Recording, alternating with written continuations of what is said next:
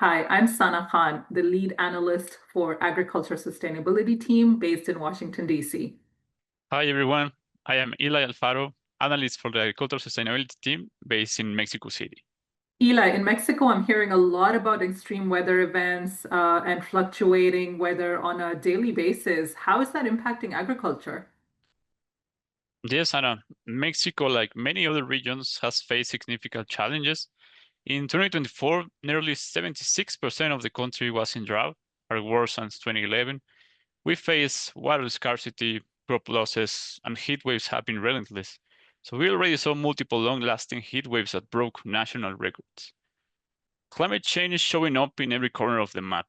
It's changing how we work, how we plan, and it's becoming a part of our daily reality. And honestly, it's a reminder of our roles as analysts looking at agricultural sustainability. I couldn't agree more, Eli. Agriculture is right at the center of this climate shift, even how we think about agriculture. In Pakistan, where I'm from, farmers are battling with floods and droughts in different parts of the nation, impacting crop and livestock productivity. In fact, Pakistan ranks among the top 10 most climate vulnerable nations right now. We're part of the agriculture sustainability team. So part of our job is to help agriculture not just respond to climate change, but lead the way forward. So we start with climate risk. We start with the problem. Did you know that 50% of staple crop production will face a minimum of $22 billion of annual net farm loss in just next 10 years? So if in the next 10 years the minimum is 22 billion, imagine what 2050 and beyond will look like. It is very important to understand the risks because if you don't understand them, you can't manage them. We use modeling and data to help anticipate risks and build resilience. It's about turning uncertainty into strategy. Given the magnitude of the climate risk that we are seeing, sustainable agriculture becomes a no-brainer solution. Agriculture is already responsible for about 20 to 30% of global emissions that is warming our planet.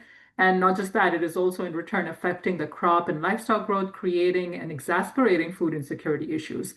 Our analysis shows us that we have the potential to reduce carbon emissions by adopting practices like no tillage, cover crops, organic fertilization, and more that will make our crops more resilient to climate change in the future. For example, in Iowa, in the US, where most of the corn is grown, no tillage and cover crop practices have a potential to reduce carbon emissions by 30% in the short term. But what would it cost? An additional $100 per hectare will be required to implement these practices.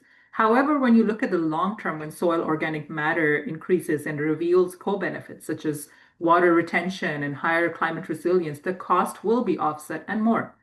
So, sustainable agriculture is not just a solution to reduce emissions, but also to enrich our soil health through these practices that in return keeps our yield higher and improved.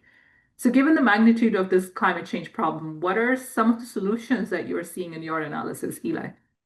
Yes, and first, turning climate-smart agricultural practices into measurable carbon credits and financial assets, which is a part of our analysis. It's where sustainability meets opportunity. When farmers adopt practices like cover cropping, agroforestry, or improved grazing, they are not just improving their land, they are actively sequestering carbon in the soil, which is quantified, verified, and then turned into assets that hold real market value. So we are mapping the carbon agriculture market in detail, which includes the leading integrity frameworks, standards, methodologies, and more than 150 active projects globally. So this work enables capital deployment into agriculture and helps build long-term value, not just for the environment, but for the farmers and organizations driving change. So this is how we help agriculture become a climate solution with financial impact. But real change needs leadership and accountability from both the public and private sectors. On the public side, governments are shaping the future of agriculture through evolving policy frameworks. Some regions are leading with incentives and integrated approaches, like Europe's land use reforms or Brazil's ABC plan, while others are still catching up. So we help clients navigate this landscape, understanding how regulations and subsidies actually impact sustainable agriculture. On the corporate side, most food and agriculture companies have started tackling their Scope 1 and 2 emissions, but the real challenge lies in Scope 3, the emissions across the value chain.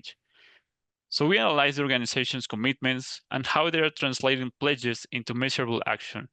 including engaging with NGOs, suppliers, governments, and also redesigning sourcing strategies, aligning with global standards. This is about connecting ambition with accountability. So sustainability in agriculture isn't just a promise, but a policy-backed, data-driven reality. I couldn't agree more, Eli. Agriculture is at the heart of climate resilience. It feeds us, employs millions, and shapes landscapes across the globe. And in the face of climate change, it's also one of our greatest opportunities for transformation. Through our analysis, what we do helps build a future that's sustainable, profitable, and fair. In our team, we intend to support farmers adapting to new realities, guide organizations toward credible climate action, and help communities protect their land, their livelihoods, and their legacy for farmers, for companies, for communities, everyone who depends on agriculture. Thank you very much.